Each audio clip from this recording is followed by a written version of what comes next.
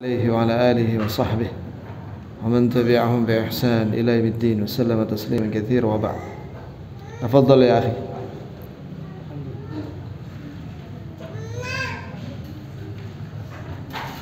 Alhamdulillah wassalatu wassalamu ala Rasulillah wa ala alihi wa sahbihi wa man tabi'ahum bi ihsan ila yaumiddin. Qala al-musannif Asy-Syaikh Shalih Fauzan hafizahullah ta'ala wa ghafara lahu wa liwalidayhi amin.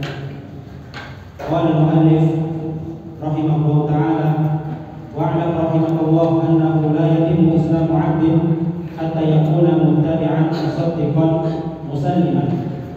فمن زعم أنه بقي شيء من أمر الإسلام لم يكفناه أصحاب رسول الله صلى الله عليه وسلم فقد كذبه وكفى به فرقة وطعنا عليه فهو مبتدع ضال مضل محدث في الإسلام ما ليس منه.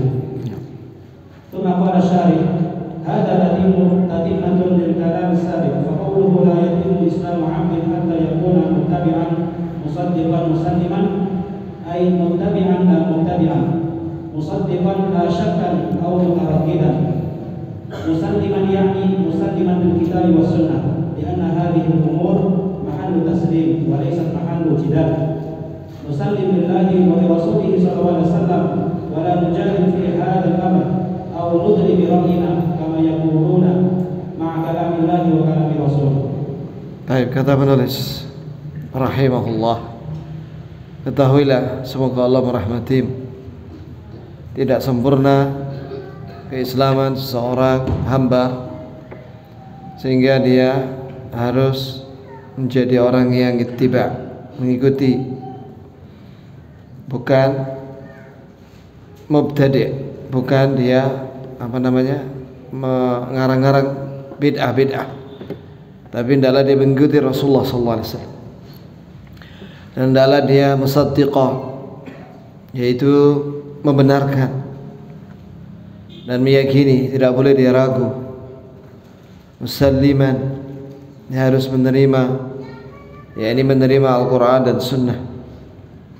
Sebab Al-Quran dan Sunnah ini adalah perkara yang harus diterima, tidak boleh ditolak. Sebagaimana perkataan seorang mukmin yang dipuji oleh Allah Azza wa Jalla, wa qalu sami'na wa ata'na ghufranaka rabbana wa ilaikal masir. Dan mereka berkata, kami mendengar dan kami taat, maka ampunilah kami ya Allah. Kemudian menerima Quran dan Sunnah, karena Al-Quran dan Sunnah bukan untuk didebat. Kita betul-betul nurut sama Allah dan Rasulnya dan tidak mendebat sedikit pun dalam perkara ini, atau kita membanding-bandingkan dengan pendapat kita, dengan pendapat dengan firman Allah dan sabda Rasulullah. Wallahi jauh sekali perkataan manusia atau makhluk dibandingkan dengan firman Allah. Kata Imam Bukhari, fadlu kalamillahi ala kalami sairil khalqi ka fadlil khaliqi ala sairil khalqi. Bahwa perbandingan firman-firman Allah, itu wahyunya Al-Quran dan Sunnah, dibandingkan dengan perkataan seluruh manusia, seluruh makhluk, itu perbandingan seperti perbandingan antara Allah yang Maha Menciptakan dibandingkan dengan makhluk yang diciptakan. Jauh sekali. Maka tidak boleh seorang mendahului Allah dan Rasulnya. Sebagaimana Allah Ta'ala berfirman, ya ayyuhalladzina amanu la tuqaddimu baina yadayillahi wa rasulih wattaqullaha innallaha sami'un alim. Al-Hujurat ayat 1. Wahai orang-orang yang beriman, janganlah kalian mendahului Allah dan Rasulnya. Kata Ibnu Qayyim, ay la taqul hatta yaqulullah wa rasul. Jangan kamu berbicara sehingga Allah dan Rasulnya berbicara terlebih dahulu.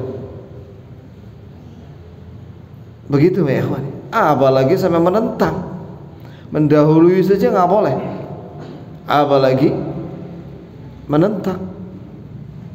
mendustakan apalagi, itu sudah masuk kategori kufur akbar yang besar. Lanjut.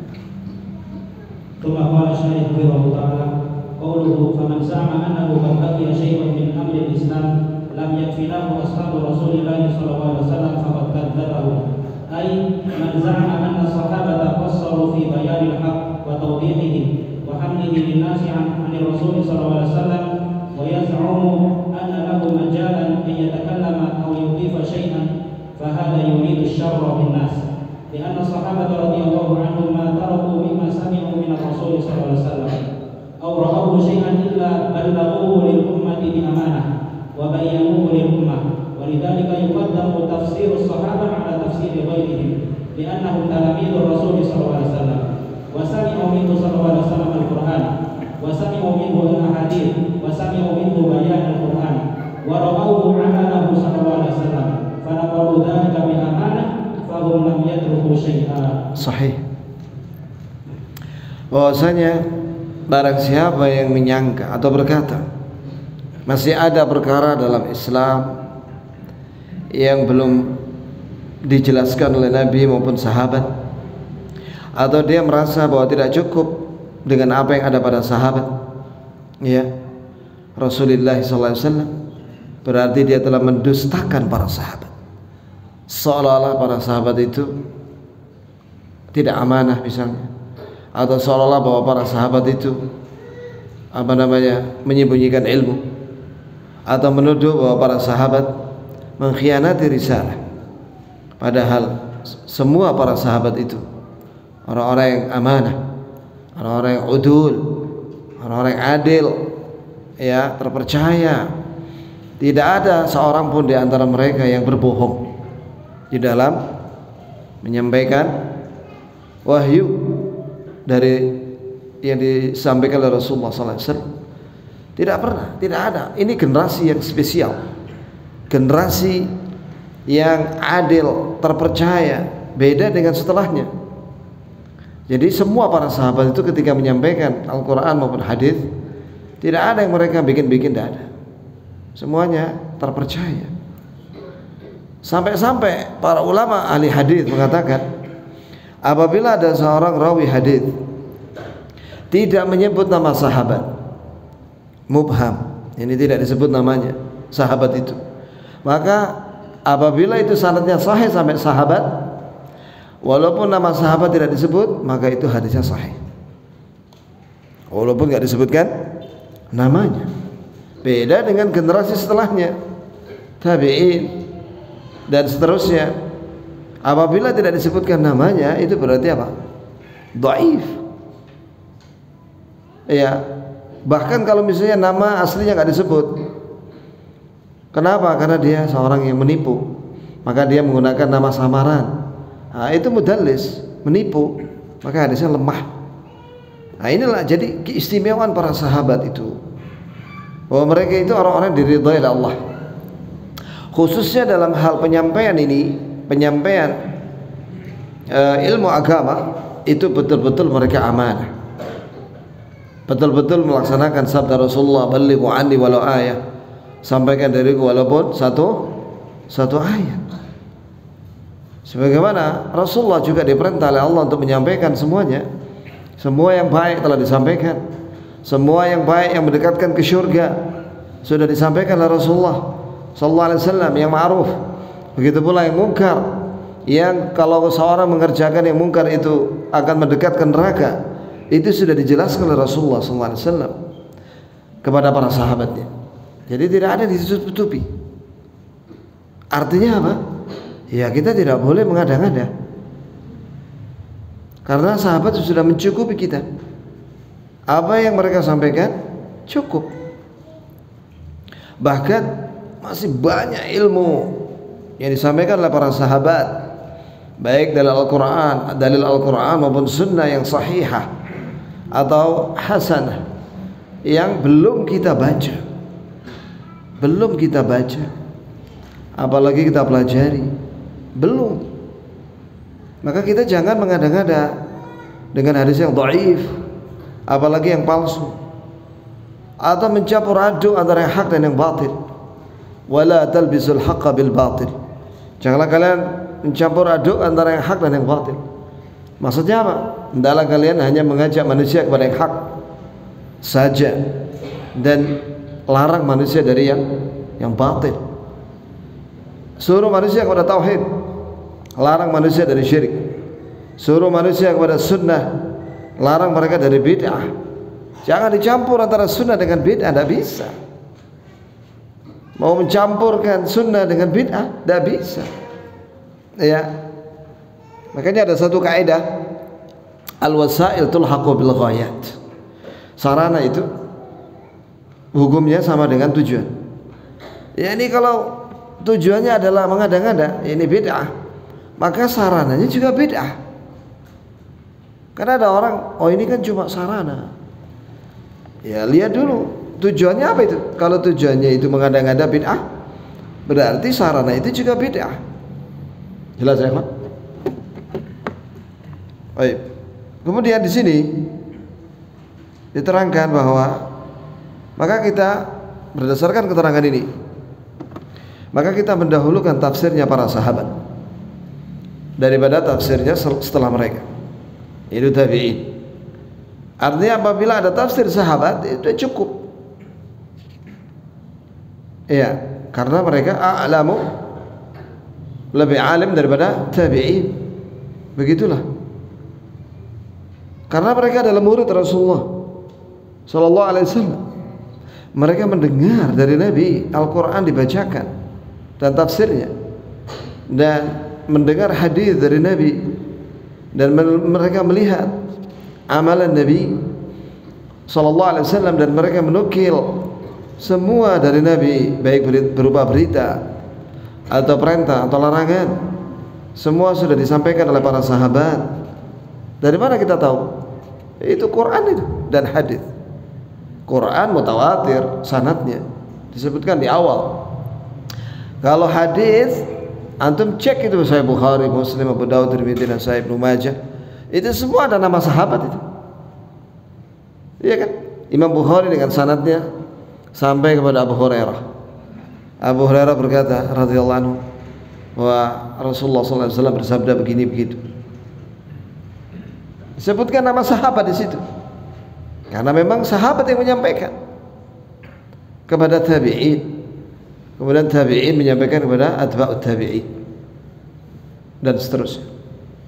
Tidak ada yang disisakan, tidak ada yang disembunyikan dari ilmu Al-Quran dan Sunnah itu. Tidak ada. Allah tidak ada. Barang siapa yang menuduh bahwa Nabi dan sallallahu alaihi wasallam dan para sahabat menyembunyikan ilmu, maka dia telah menuduh khianat terhadap Rasulullah. Menuduh Rasulullah khianat, kufur, bisa murtad. Lanjut. ثم قال الشارح حفظه تعالى: فمن زعم أنه قصروا وتركوا شيئا لم يبلغوه فإنه كذاب مفتري ضال مضل يشكك الناس في دين الله وفي حملته من صحابة رسول الله صلى الله عليه وسلم، وهو يخون الصحابة كما هي طريقة أهل البدع، يخونون الصحابة ويتهمونهم من أجل أن يثبتوا الواسطة بيننا وبين رسول الله صلى الله عليه وسلم. فيجب الحذر من هؤلاء وأن نعلم قدر الصحابة ومكانتهم رضي الله عنهم. Sahih. Barang siapa yang menuduh atau berkata bahwa para sahabat menyembunyikan atau meninggalkan sebagian ilmu dari Rasulullah, tidak menyampaikan kepada tabi'in, wallahi itu dusta. Ya, dusta dan mengada-ngada, dan dia sesat dan menyesatkan orang banyak. Dan ini orang yang menuduh bahwa para sahabat tidak menyampaikan semua agama Islam ini, ilmu tentang agama Islam ini, maka dia telah bikin ragu manusia tentang agama Allah, dan berarti mereka telah mengibarkan permusuhan terhadap para sahabat Rasulullah, menuduh sahabat Rasulullah berkhianat, tidak amanah. Dan ini adalah caranya ahlul bid'ah, apakah itu Syiah, Ya, Syiah mengkafirkan sahabat. Syiah mengkafirkan semua sahabat kecuali beberapa gelintir sahabat saja yang tidak dikafirkan.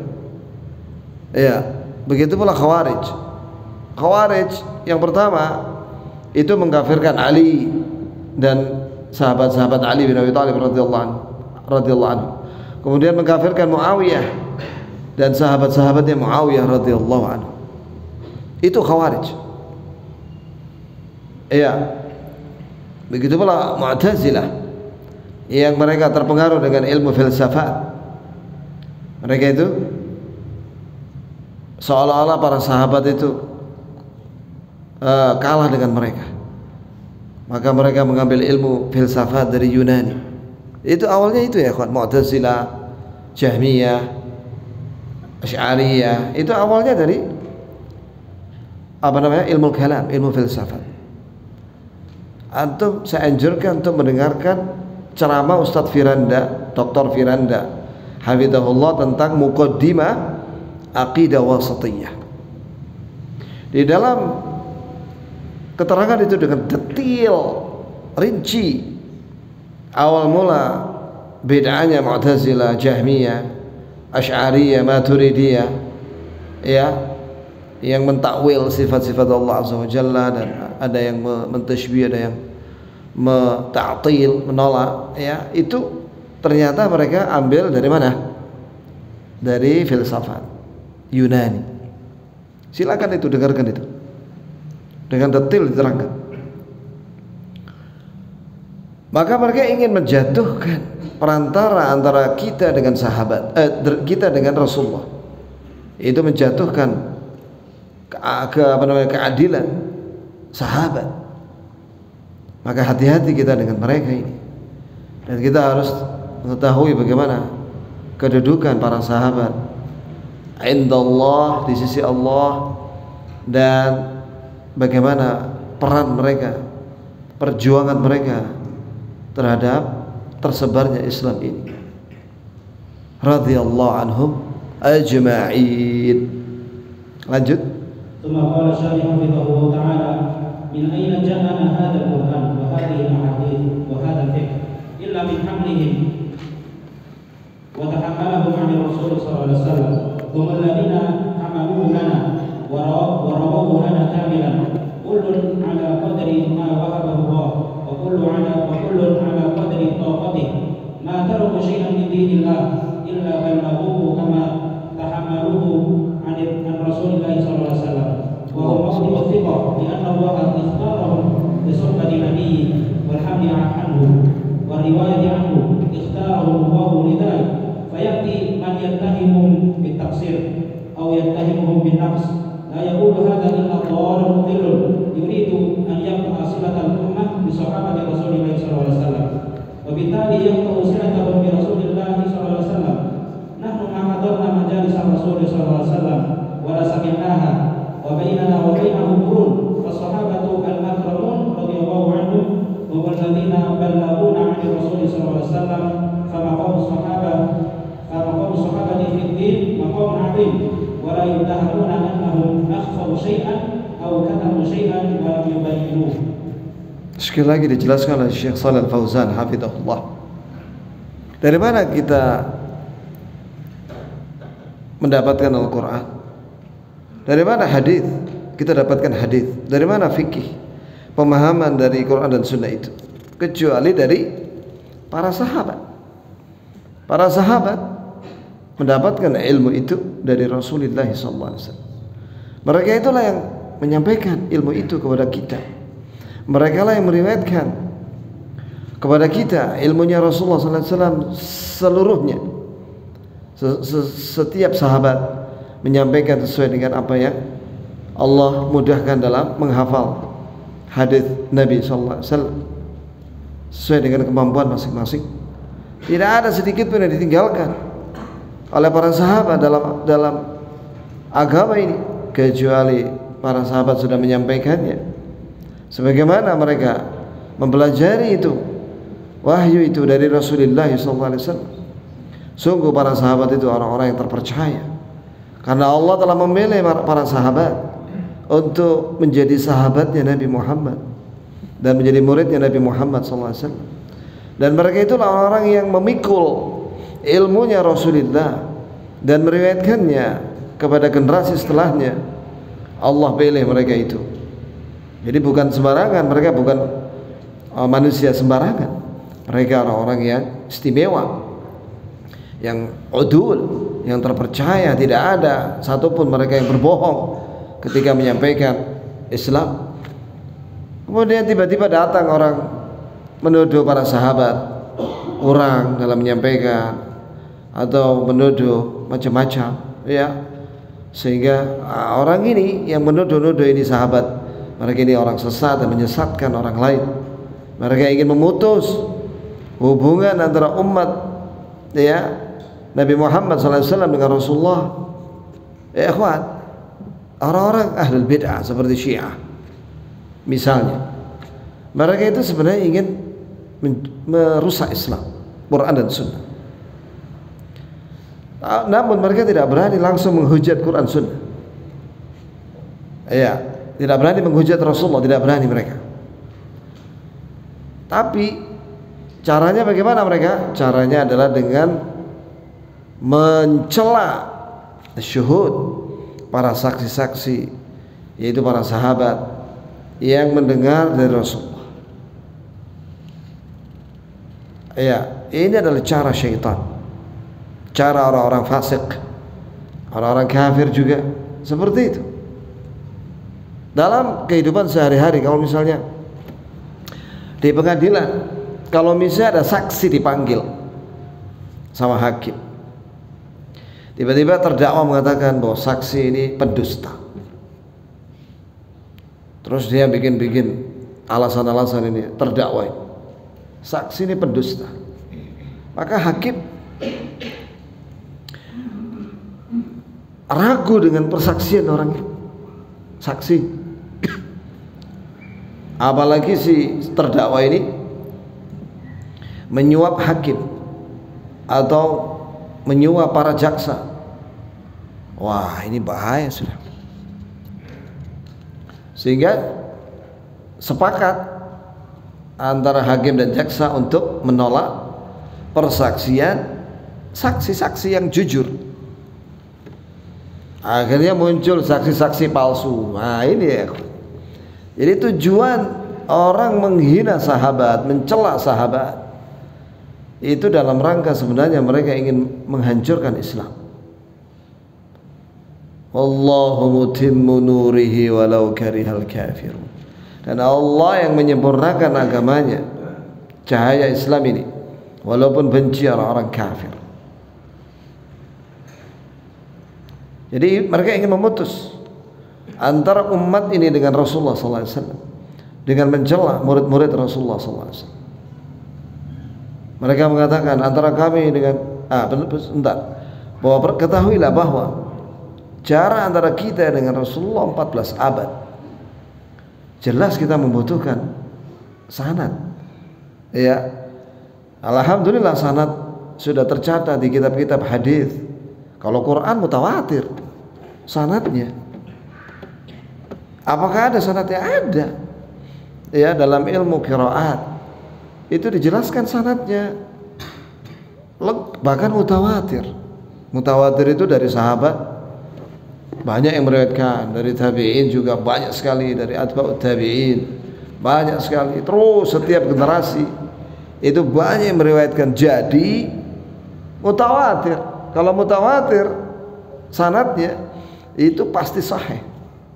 Apalagi mutawatirnya lafaz dan maknanya, lafdhan dan maknanya, lafaz ayat itu maupun maknanya. Maka tidak diragukan lagi kalau Al-Quran Karim lengkap sudah mutawatir. Adapun hadis ada sanadnya mutawatir, ada yang tidak mutawatir, ada yang sahih, ada yang dhaif. Maka kita hanya mengamalkan yang sahih dan hasan. Yang dhaif kita tidak mengamalkan. Yang sahih dan hasan ribuan yang belum kita baca. Sahih Bukhari itu semuanya sahih. Ada 7.114 hadis. Belum hatam kita. Sahih Bukhari. Sahih Muslim ada 7.000, kurang lebih 7.200 hadis. Itu semuanya sahih. Kita juga belum baca Sahih Muslim, belum Abu Daud, Tirmidzi, Nasai, Ibnu Majah, belum Musnad Ahmad. Musnad Ahmad tuh ya, kalau Abu Daud, Tirmidzi, Nasai, Ibnu Majah itu ya kurang lebih sama dengan Sahih Bukhari jumlah hadis. Ya ada juga yang dhaif, tapi sudah dipilah-pilah oleh ulama seperti Syekh Al-Albani, ya, sebagaimana dirangkum oleh muridnya itu Syekh Masyhur Hasan Salman. Itu memilah-milah di satu kitab Sunan Nabi Daud, setiap hadisnya itu sudah ada hukumnya, sahih, hasan, dhaif, hasan li ghairihi, ya, atau sahih li dzatihi, begitu seterusnya. Ya alhamdulillah. Juga Tirmidzi, Sunan Tirmidzi jumlahnya hampir sama dengan Sahih Bukhari. Kemudian Nasai juga, Ibnu Majah juga. Belum Musnad Ahmad, itu 30.000 hadis kurang lebih 30.000. Imam Ahmad ini gurunya Imam Bukhari, gurunya Abu Daud. Bayangkan juga ya, itu ngarang buku Musnad itu ada 30.000 hadis. Itu apalagi itu belum dibaca. Kalau di Timur Tengah itu ada hataman Musnad. Jadi bukan hataman Quran aja ya, hataman Musnad. Jadi Musnad Ahmad itu dibaca sanad dan matannya, hataman. Begitu ya, kawan. Saya belum pernah lihat di Indonesia ada orang hataman Musnad. Kalau hataman Sahih Bukhari ada, mungkin ya. Ya kalau Musnad Ahmad tidak ada. Insya Allah nanti kita ya, atau anak-anak antum nanti, anak-anak kita atau cucu kita yang akan hataman Musnad Ahmad. Kemudian jadi tidak ada satupun yang disembunyikan. Sahabat itu memiliki kedudukan yang agung dalam agama ini. Tidak ada yang disembunyikan sedikit. Lanjut.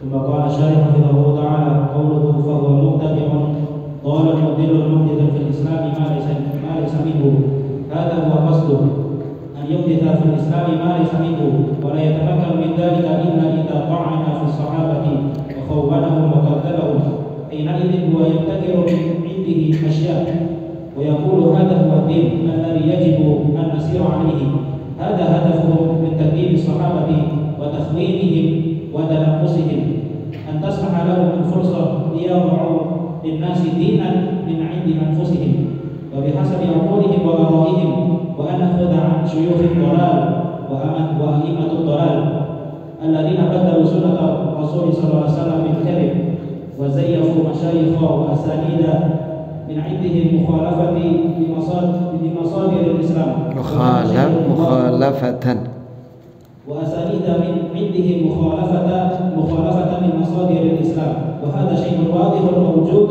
في تراثهم وأفكارهم. Ini dia. Maka orang-orang yang mencela sahabat itu mereka itu mubtadi', ahlul bid'ah, dhal, sesat dan menyesatkan. Ada seorang penanya ibu-ibu di majelis, kenapa kok Salafi itu suka bicara bab bid'ah? Saya bilang ya tidak selalu lah Bu. Masa kita bahas bab bid'ah terus setiap hari? Kan enggak, kadang kita baca tafsir, hadis, kita baca sirah Nabi, sirah para Nabi, kadang baca fikih, tauhid, bahaya syirik, gitu. Jadi nggak mesti bab bid'ah yang kita bahas. Yang kedua, bid'ah ini dosa besar, ya.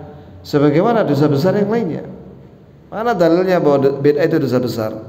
Karena Rasul mengancam dengan neraka. Kullu bid'atin dhalalah wa kullu dhalalatin finnar. Semua bid'ah itu sesat dan semua sesat itu di neraka. Antum kalau belajar usul fikih, kalimat kulla itu min adawatil umum. Itu termasuk umum, ini semua artinya. Yani arti kulla bid'ah dhalalah, semua bid'ah itu sesat. Itu arti kulla. Dan Rasulullah SAW tidak mengkecualikan. Rasulullah SAW tidak mengkecualikan satupun. Ini Nabi tidak mengatakan kullu bid'atin dhalalah illa, tidak ada illah. Nabi tidak pernah mengatakan illah. Semua bid'ah itu sesat karena itu dosa besar. Contoh lain misalnya dosa besar yang tidak ada hasanah, misalnya zina. Mana ada zina hasanah? Mana ada Allah mengatakan wala taqrabuz zina illa, mana ada illah ya? Enggak ada illah. Mana ada zina hasanah, korupsi hasanah? Iya kan? Was-sariqu was-sariqatu faqata'u aydiyahuma. Para pencuri laki dan perempuan potong tangan keduanya. Ya. Tidak ada illa kecuali mencuri yang hasanah, enggak ada. Ayatnya enggak ada begitu. Jadi kalau ada orang bertanya kenapa tidak ada bid'ah hasanah? Ya sama dengan zina. Tidak ada zina hasanah. Tidak ada korupsi mencuri hasanah. Tidak ada merampok hasanah. Begitu pula bid'ah, tidak ada hasanah. Bid'ah itu apa? Nah, itu banyak orang enggak tahu definisi bid'ah. Definisi bid'ah terbaik itu diterangkan oleh Imam Asy-Syatibi dalam kitab Al-I'tisam. Definisi ini yang dipakai oleh semua para guru usul fikih. Ya, semuanya ngambil dari definisi Imam Asy-Syatibi. Bid'ah itu adalah tariqatun fid din mukhtara'ah tudahi asy-syar'iyyah yuqsadu bis-suluki 'alaiha al-mubalaghatu fi at-ta'abbudi lillahi tabaraka wa ta'ala. Tolong dicatat ini. Ya. Dulu saya tes masuk Madinah kalau nggak salah ya, atau di Libya. Ini ujiannya ini apa definisi bid'ah? Saya bawakan itu. Saya hafal memang itu. Yaitu bid'ah itu kata Imam Syatibi cara dalam beragama yang dikarang-karang oleh manusia selain Rasulullah, maksudnya ya, dikarang-karang oleh manusia yang menyerupai syariat, mirip kayak syariat tapi bukan bagian daripada syariat. Ya, yang dimaksudkan oleh yang bikin bid'ah itu untuk berlebihan, melebihi ibadah kepada Allah, seolah-olah ibadah yang diajarkan Nabi itu masih kurang, seolah dia merasa lebih pintar daripada Rasulullah, sehingga perlu dibikin ibadah dari dia. Nah, ini bid'ah. Ini adalah definisi terbaik, terlengkap bid'ah itu. Nah, mengada-ngada dalam beragama itu bisa dalam masuk dalam bab akidah, keyakinan. Tidak boleh orang mengada-ngada dalam keyakinan. Begitu pula dalam perintah. Tidak boleh kita bikin perintah, nyuruh-nyuruh orang dalam beragama yang tidak pernah disuruh oleh Rasulullah. Rasulullah tidak pernah nyuruh. Kenapa ente nyuruh? Ngajak orang. Padahal Rasulullah tidak pernah nyuruh. Jelas ya. Contoh misalnya tahlilan. Beda loh ya antara tahlil dengan tahlilan. Tahlil ucapan la ilaha illallah. Tahlilan untuk orang mati 7 hari, hari ke-40, hari ke-100 dan setahun. Itu Nabi gak pernah nyuruh. Pertanyaan, yang nyuruh siapa? Wallahu a'lam. Yang jelas Rasulullah gak pernah nyuruh melakukan tahlilan untuk orang mati 7 hari sambil ngasih makan selama 7 malam. Terakhir belai kambing. Berapa itu biaya? Ini orang lagi sedih ya, kematian orang yang dia cintai, terus dia harus ngasih makan orang satu RW selama 7 malam. Padahal dalam Islam ngasih makan orang karena bahagia ya, karena senang, seperti walimah menikah, itu maksimal 3 hari ngasih makan orang. Makan siang misalnya, dia bikin undangan makan siang walimahan selama 3 hari makan siang. Jadi selama 3 hari itu orang datang ke rumah dia makan siang, boleh itu, karena dia bahagia, senang menikah, ya. Nah ini bukan bahagia, ini sedih karena kematian, karena musibah, mati keluarganya. Nah kok disuruh ngeluarin makanan selama 7 malam. Apakah Rasulullah menyuruh? Tidak pernah. Berarti orang lain yang nyuruh. Nah itu namanya bid'ah. Gampang toh menerapkan kaidah definisi bid'ah itu. Kata mereka, lo kan baik bacaannya. Ya akhi, baik itu menurut perintah Rasulullah. Perhatikan, azan itu baik kan? Baik. Azan itu baik, isinya Allahu Akbar, ada asyhadu an la ilaha illallah, ada asyhadu anna Muhammadar Rasulullah, ada hayya 'alas shalah, ada hayya 'alal falah, ada Allahu Akbar, ada la ilaha illallah. Baik. Tapi ingat, Rasulullah tidak menyuruh kepada muadzin atau Bilal untuk azan waktu salat Id, Fitri, Adha, salat gerhana, istisqa, minta hujan, salat gerhana, tidak pernah. Bulan atau matahari. Kalau untuk salat gerhana ada panggilan as-salatu jami'ah, yaitu sunnah. Tapi azan tidak ada, walaupun baik. Pertanyaan, apakah Allah akan menyiksa, katanya, akan menyiksa saya kalau saya mengucapkan zikir atau azan? Jawabannya adalah sebagaimana yang dijawab oleh Sa'id bin Musayyib ketika ada seorang sholat ba'da subuh pada waktu larangan. Karena Rasulullah melarang sholat di 3 waktu. Ada yang mengatakan 5 waktu. Yang 3 waktu itu adalah terbit matahari, itu dilarang sholat karena itu menyerupai penyembah matahari. Kemudian pada waktu matahari pas di atas ubun-ubun, kemudian matahari pas tenggelam. Dan ada lagi larangan sholat ba'da subuh berjamaah, kecuali kalau orang ketinggalan sholat qobliyah subuh sehingga dia mengerjakannya ba'da subuh 2 rakaat. Tapi ini ada orang sholat terus menerus 2 rakaat, 2 rakaat, 2 rakaat terus ba'da subuh. Alasannya di Masjidil Haram, alasannya, atau di Madinah, Masjid Nabawi. Apa kata Sa'id bin Musayyib? Iya, Allah akan menyiksa kamu karena kamu menyelisihi sunnah Rasulullah. Rasulullah melarang sholat, kamu sholat. Walaupun sholat itu bagus, tapi Rasulullah melarang. Kamu mengerjakan, itu akan dihukum. Begitu pula azan dan tahlil. Ya, Nabi tidak pernah menyuruh orang itu azan salat Id. Tapi kamu azan, dosa itu. Maka itu dinamakan sunnah tarkiyah. Sunnah tarkiyah, ini sunnah yang ditinggalkan oleh Rasulullah, maka kita harus juga meninggalkannya. Orang hanya memahami sunnah itu ucapan dan perbuatan Nabi kan, sama persetujuan.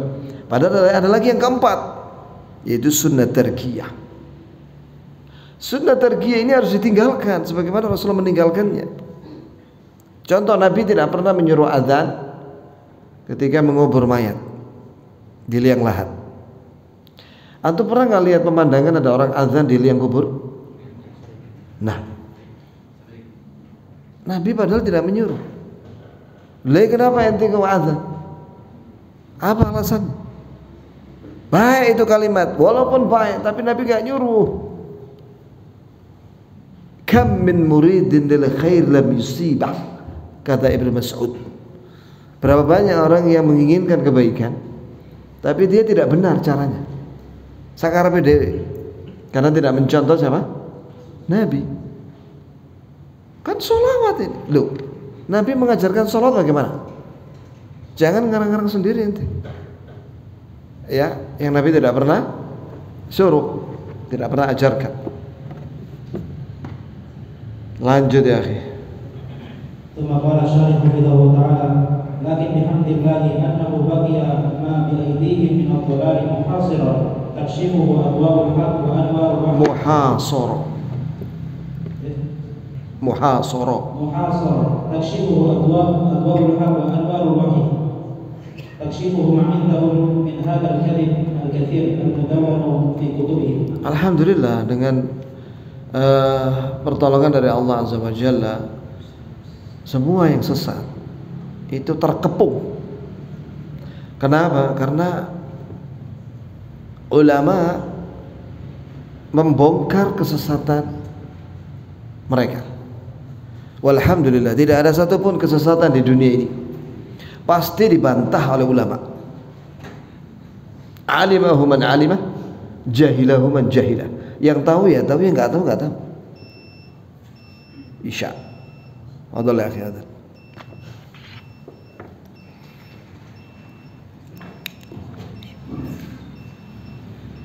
Allahu Akbar, Allahu Akbar. Tadi ada yang belum saya jelaskan ya ikhwan, bahwa ketika mereka mencela para sahabat, tujuan mereka adalah untuk menciptakan ajaran baru dalam agama ini. Maka mereka tidak mungkin bisa melakukan itu kecuali setelah mencela para sahabat dan mengatakan bahwa para sahabat berkhianat dan menyembunyikan ilmu dan mendustakan para sahabat. Setelah itu mereka bikin ngarang-ngarang sendiri dalam agama dari pikiran dia. Terus dia mengatakan bahwa ini bagian daripada agama Islam, padahal bukan. Itulah tujuan mereka ketika mendustakan para sahabat. Ya, tujuannya itu untuk supaya ada kesempatan mereka bikin agama baru, persis sebagaimana orang-orang Yahudi. Syuf, perhatikan, orang Yahudi mereka dinamakan ahlul kitab. Kenapa? Karena mereka punya kitab di tangan mereka, Taurat dan Injil. Tapi bagaimana kenyataannya? Fanabadhuhu wara'a dhuhurihim. Maka mereka melempar itu kitab Taurat dan Injil di belakang punggung mereka. Ka'annahum la ya'lam. Seolah mereka tidak tahu. Terutama ada ayat tentang Nabi Muhammad SAW di kitab Taurat dan Injil. Mereka tidak mau mengimani ayat itu, padahal mereka punya kitab itu. Maka ini jadi pelajaran buat kita. Hendaklah kita mengimani semua yang ada di Quran dan hadis. Jangan kita sembunyikan sedikit pun. Kita mengimani semuanya. Semua yang diberitakan dalam Al-Quran dan Sunnah kita imani. Perintahnya kita laksanakan semampu kita, dan larangannya kita tinggalkan. Dan kita minta ampun kepada Allah atas segala kekurangan. Orang Islam diingatkan oleh Allah Azza wa Jalla tentang Bani Israel dan Yahudi dan Nasara, padahal mereka itu punya kitab. Tapi mereka sekarang bagaimana? Agama tersendiri yang jauh daripada ajaran Nabi Musa dan Nabi Isa alaihissalam. Bahkan mereka bukan menyembah Allah. Yahudi menyembah Uzair, Nasrani menyembah Nabi Isa. Alangkah jauhnya mereka dari ajaran Taurat dan Injil. Tapi mereka sampai detik ini, sampai hari ini, mereka membawa-bawa kitab itu. Kalau ke sinagog, mereka bawa Taurat yang mereka namakan Talmud. Jadi bukan Taurat lagi namanya, Talmud kalau di Israel. Kalau di Indonesia namanya Perjanjian Lama, Bible, Perjanjian Lama. Injil dinamakan Perjanjian Baru. Ya, ini hatta namanya aja berubah.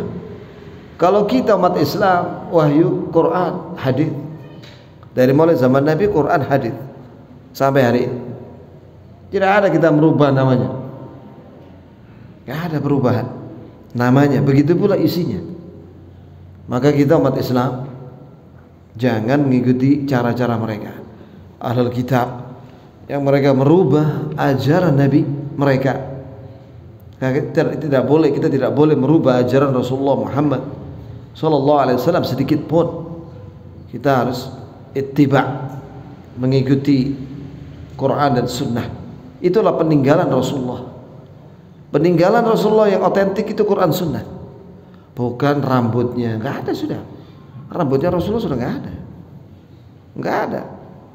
Itu ada orang ngaku-ngaku punya rambutnya Rasulullah panjang, putih panjang. Itu rambutnya perempuan itu panjang. Ya, nenek siapa tidak tahu itu. Potong rambutnya dicuri ketika dimandikan itu. Rasulullah rambutnya itu cuma segini paling maksimal, sebahu. Mana ada rambutnya Rasulullah sampai punggung? Nggak ada, bohong. Itu panjang rambutnya, putih lagi. Nenek-nenek, ya kan? Rambut siapa itu? Gak jelas. Yang ditinggalkan Rasulullah itu Quran dan Sunnah. Kata Rasulullah, taraktu fikum amrayn lan tadillu idza massaktum bihima kitabullah wa sunnati. Aku tinggalkan kepada kalian dua perkara, dua hal. Tidak akan sesat kalian selama-lamanya jika berpegang dengan peninggalanku itu. Apa itu? Kitabullah, Al-Quran, wa sunnati, dan sunnahku. Itu peninggalannya. Bukan rambutnya terus dikasih air, terus airnya dijual, air berkah karena kena rambutnya Rasulullah. Padahal rambutnya nenek-nenek yang putih, panjang. Aneh mereka ini. Ya, ternyata ujung-ujungnya mau jual air yang diseduh dengan rambut palsu. Ajib hana. Musibah. Quran Sunnah nggak dipelajari, majelisnya penuh dengan nyanyi-nyanyi saja. Iya, tapi Quran Sunnah nggak pernah digaji. Yang dibaca kitab Burdahnya Al-Busiri yang isinya hanya puji-pujian terhadap Rasulullah. Cuma itu yang dibaca. Lah Quran hadis nggak dihatamkan. Gimana umat kita ini? Ya, illa man rahimallah, kecuali yang dirahmati oleh Allah, mereka muwaffaqun, mendapatkan taufik dari Allah Azza wa Jalla, yaitu mempelajari Al-Quran dan Sunnah dan tafsirnya dan syarahnya. Walhamdulillah. Demikian ya ikhwan.